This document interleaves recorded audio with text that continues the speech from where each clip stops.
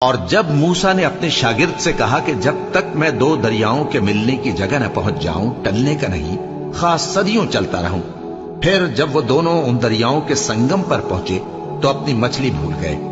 پھر اس مچھلی نے دریا میں سرنگ کی طرح اپنا رستہ بنا لیا۔ جب آگے چلے تو موسیٰ نے اپنے شاگرد سے کہا کہ ہمارا کھانا لاؤ، اس سفر سے ہم کو بہت تکان ہو گئی ہے۔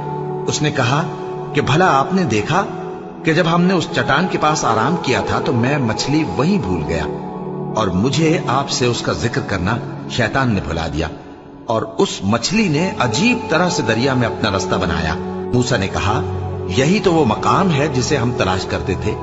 تو وہ اپنے پاؤں کے نشان دیکھتے دیکھتے لوٹ گئے۔ وہاں انہوں نے ہمارے بندوں میں سے ایک بندہ دیکھا جس کو ہم نے اپنے ہاں سے رحمت خاص سے نوازا تھا اور اپنے پاس سے ایک خاص علم بخشا تھا۔ موسیٰ نے ان سے جن کا نام خضر تھا کہا کہ جو علم اللہ کی طرف سے آپ کو سکھایا گیا ہے، اگر آپ اس میں سے مجھے کچھ بھلائی کی باتیں سکھائیں تو میں آپ کے ساتھ رہوں۔ خضر نے کہا کہ تم میرے ساتھ رہ کر صبر نہیں کر سکو گے، اور جس بات کی تمہیں خبر ہی نہیں اس پر صبر کر بھی کیسے سکتے ہو؟ موسیٰ نے کہا اللہ نے چاہا تو آپ مجھے صابر پائیے گا، اور میں آپ کے ارشاد کے خلاف نہیں کروں گا۔ خضر نے کہا اگر تم میرے ساتھ رہنا چاہو تو شرط یہ ہے مجھ سے کوئی بات نہ پوچھنا جب تک میں خود اس کا ذکر تم سے نہ کروں۔ تو دونوں چل پڑے، یہاں تک کہ جب کشتی میں سوار ہوئے تو خضر نے کشتی کو پھاڑ ڈالا۔ موسیٰ نے کہا کیا آپ نے اس کو اس لیے پھاڑا ہے کہ سواروں کو غرق کر دی؟ یہ تو آپ نے بڑی عجیب بات کی۔ خضر نے کہا کیا میں نے نہیں کہا تھا کہ تم میرے ساتھ صبر نہ کر سکو گے؟ موسیٰ نے کہا کہ جو بھول مجھ سے ہوئی اس پر مواخذہ نہ کیجیے اور میرے معاملے میں مجھ پر مشکل نہ ڈالیے۔ پھر دونوں چلے، یہاں تک کہ رستے میں ایک لڑکا ملا تو خضر نے اسے مار ڈالا۔ موسیٰ نے کہا کہ آپ نے ایک بے گناہ شخص کو ناحق بغیر قصاص کے مار ڈالا، یہ تو آپ نے بری بات کی۔ خضر نے کہا کیا میں نے نہیں کہا تھا کہ تم سے میرے ساتھ صبر نہیں ہو سکے گا؟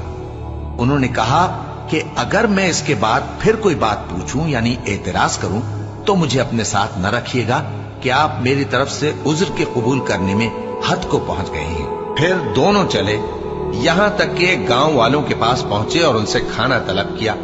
انہوں نے ان کی ضیافت کرنے سے انکار کیا۔ پھر انہوں نے وہاں ایک دیوار دیکھی جو گرا چاہتی تھی تو خضر نے اس کو سیدھا کر دیا۔ موسیٰ نے کہا کہ اگر آپ چاہتے تو ان سے اس کا معاوضہ لے لیتے تاکہ کھانے کا کام چلتا۔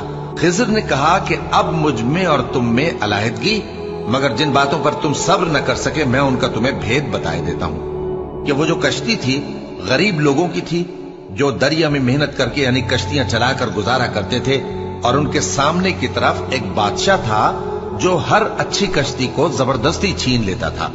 تو میں نے چاہا کہ اسے عیبدار کر دوں تاکہ وہ اسے غصب نہ کر سکے۔ اور وہ جو لڑکا تھا اس کے ماں باپ دونوں مومن تھے۔ ہمیں اندیشہ ہوا کہ وہ بڑا ہو کر بد کردار ہوگا تو کہیں ان کو سرکشی اور کفر میں نہ پھنسا دے، تو ہم نے چاہا کہ ان کا پروردگار اس کی جگہ ان کو اور بچہ عطا فرمائے جو اخلاقی پاکیزگی میں بہتر اور محبت میں زیادہ قریب ہو۔ اور وہ جو دیوار تھی سو 2 یتیم لڑکوں کی تھی جو شہر میں رہتے تھے، اور اس کے نیچے ان کا خزانہ دفن تھا، اور ان کا باپ ایک نیک آدمی تھا۔ تو تمہارے پروردگار نے چاہا کہ وہ اپنی جوانی کو پہنچ جائیں اور پھر اپنا خزانہ نکالے۔ یہ تمہارے پروردگار کی مہربانی ہے، اور یہ کام میں نے اپنی طرف سے نہیں کیے، یہ ان باتوں کی حقیقت ہے جن پر تم صبر نہ کر سکے۔